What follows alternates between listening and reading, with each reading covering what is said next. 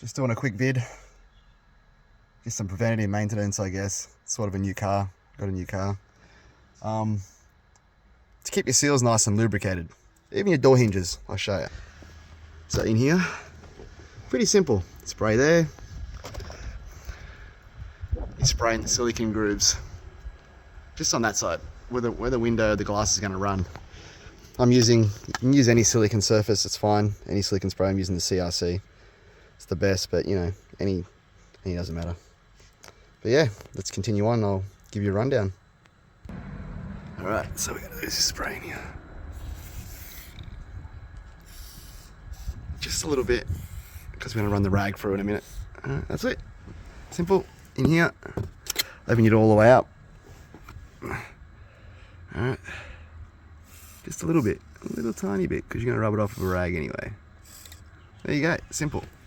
You get the rag, just a dab, dab, dab. People will just close it and go, run it in, doesn't matter, whatever. Silicon, brother.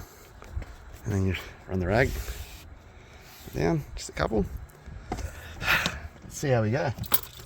The car's not gonna be started, so it might not be extra power, but we'll put it up. Let's try go down. I can tell you now, I didn't do it before and after, but that's pumping. And these doors, just remember, when you open them in the car park, because they're super lubricated now, hold them, because now, holy shit, like, it's so easy. Even though it was a new car yet, but I'm telling you now, you will notice a massive difference. Simple. And that'll keep your power windows, if you plan to keep your car for a long time, your power windows in check. That you won't burn out any motors and stuff from the friction caused by the dried out silicons, especially if you park outside a lot. Simple.